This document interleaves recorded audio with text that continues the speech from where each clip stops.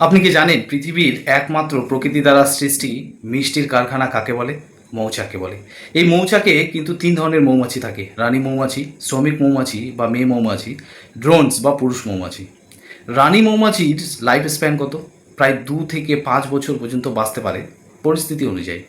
শ্রমিক মৌমাছিরা গ্রীষ্মকালে 4 থেকে 6 সপ্তাহ বাঁচতে পারে, কারণ গ্রীষ্মকালে এদের প্রচুর কাজ করতে হয়। শীতকালে আবার এরা 5 থেকে 8 মাস পর্যন্ত বাঁচতে পারে, কারণ শীতকালে কম কাজ করতে হয়, তাই আয়ু বেড়ে যায়। ড্রোনস অথবা পুরুষ মৌমাছি কিন্তু 5 থেকে 8 সপ্তাহ বাঁচে। এবার জানা যাক এই মৌমাছিদের কাজ কি। রানী মৌমাছির কাজ প্রত্যেক দিন প্রায় 2000টি ডিম পাড়া।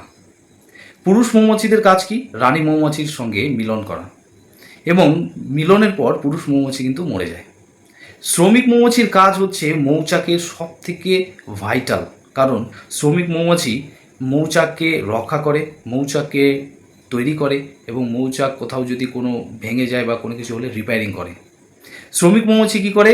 ফুলে বিভিন্ন জায়গায় গিয়ে ফুল থেকে নেকটার সংগ্রহ করে, মানে নেকটার খায় এক কথায় বলতে গেলে। সেই খাওয়ার পরে তার পেটে যখন যায়, পেটে এক ধরনের এনজাইম থাকে, সেই এনজাইমের মিলিত হয়ে সেখানে একটি সরল শর্করা তৈরি হয়।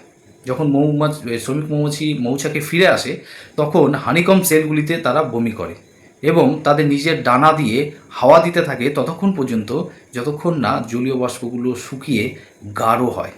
এবং যখনই গাঢ় হয়ে যায়, তার মানে মধু রূপান্তরিত হয়ে গেছে। তখন কি করে, তারা মোম দিয়ে সেই হানিকম সেলগুলিকে সিল করে দেয়। এভাবে কিন্তু তারা তাদের খাবার শীতকালের জন্য সংগ্রহ করে। মধু কিন্তু শীতকালে মৌমাছিরা খায়। এবার জানা যাক এই যে মৌমাছি, তারা আমাদেরকে কিভাবে সাহায্য করে। মৌমাছি কিন্তু আমাদের যে উদ্ভিদ জগতে ব্যাপকভাবে সাহায্য করে। কীরকম? পলিনেশনে সাহায্য করে, মানে পরাগ মিলনে কিন্তু মৌমাছি সাহায্য করে। মৌমাছি কী করে? এক ফুল থেকে আরেক ফুলে পরাগ পলিনেশনে সাহায্য করে, এবং এর ফলে কি হচ্ছে, আমাদের উৎপাদনের মানে ফসল উৎপাদনের প্রায় 30 থেকে 70% বেশি পরিমাণে ফসল ফলন হয়। এতে কিন্তু আমাদেরই লাভ।